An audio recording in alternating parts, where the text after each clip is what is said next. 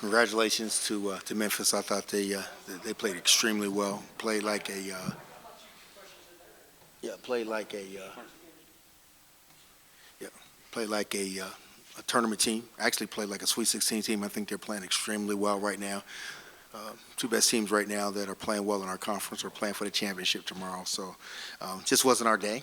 It wasn't our day. I thought we kind of got hit early, and we just really never recovered. And then I just thought, this morning I was concerned because I thought normally we just look fatigued when we were at breakfast this morning. We didn't get back to midnight, and we just looked fatigued, and we played fatigued. But that's no excuse. I thought they played well, but the reality is that I had a tired basketball team today. Get a microphone to you, Gary. Having to give them the scrub down, but you could, when Jalen Cook's throwing up air balls in the first half on regular three-point shots, could you tell the legs just weren't there today? Yeah, I was concerned again. Last night I was concerned, and I thought, okay, we got up. I let him sleep in a little bit later than we usually would do, and but again, I don't think that had much to do with the win. It affected how we played. But again, I think that Memphis, especially after when you beat, they're a really good basketball team, and we beat them twice this year. So they had that little extra edge, kind of going into it a little bit also.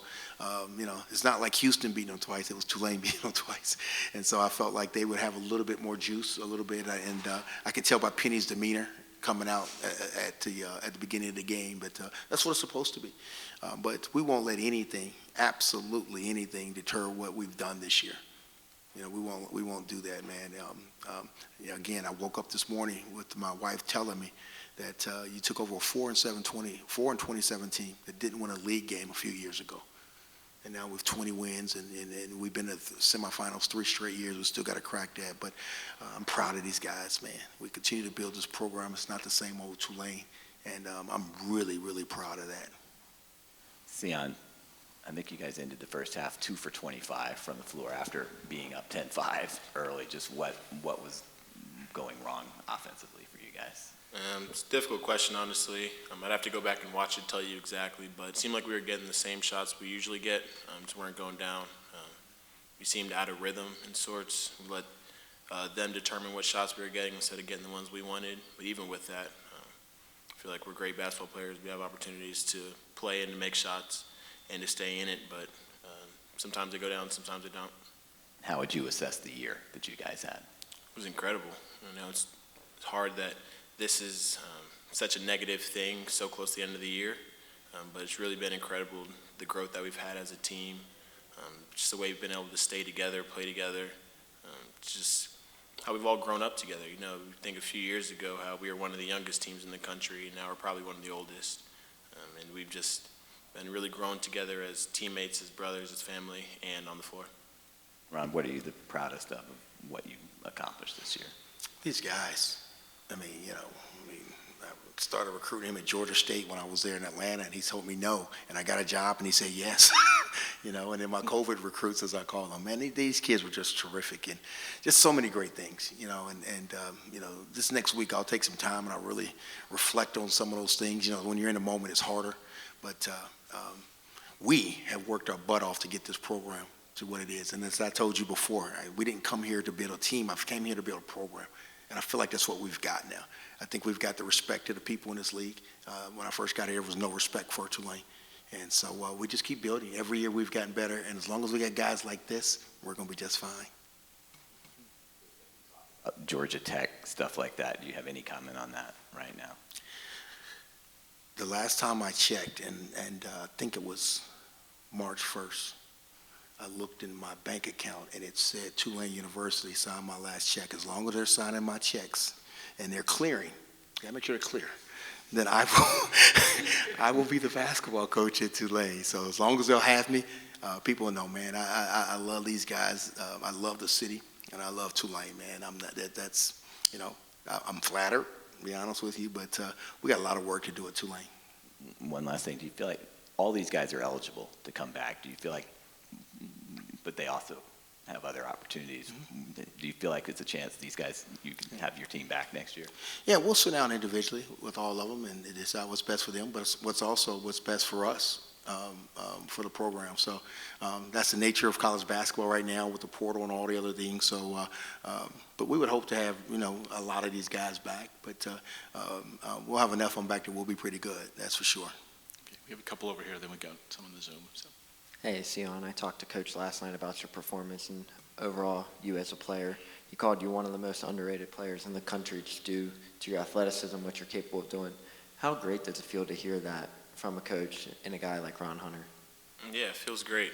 Obviously decided to sign and play here for him for a reason. So it's definitely good to hear those sort of things. Really, all I want to do is win. That's all. That's really important to me. And I've been blessed with different skills that have allowed me to help our team win in different ways. And I'm glad that I've been able to use them to push us further towards that goal.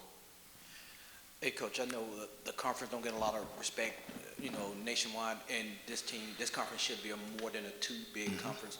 What do you could say to, because I know you don't want your season to end this year, and I know if asked, you will play in NIT. So what do you say to the people out there of power to try to respect the conference more and also get a bid for the NIT?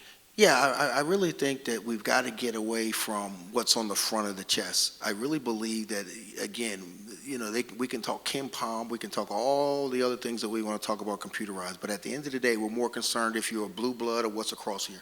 And we really don't dig deep about how good these teams are. The American is one of the best conferences in the country.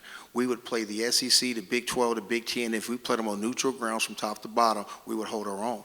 And I don't think that because of our name, I honestly believe if it wasn't Tulane University and it was another school that's had a lot of rep, that we would be a bubble team, regardless of all the other stuff. I truly believe that. I think, again, that some of the teams that you look out there and you just kind of question, but you can make numbers look any way they want to look at the end of the day. And until we change that, and the only way we probably can change is by adding more teams. I've said this before I took the job here, and I really think it here in this conference that something needs to change with that. I really believe, when you got football and everybody goes to a bowl game, I have a hard time where schools like Tulane, and the success and the things that we bring, that those things are overlooked. I really do. And so I know people that are a lot smarter than me are going to talk about numbers and all that other stuff, man. I know basketball and I know coaching. I know a team wins better than the other team, and I know when a program's on the rise and those things, there's no question we should have at least 3 teams. And Cincinnati's playing good basketball, and so I have a hard time with that. So I'm glad you asked that question because I really believe that there's a lot of bias about the name on the front, and that hurts our league a lot. Okay, we'll go to the Zoom for the last one. We'll go to Dan Tortora, please.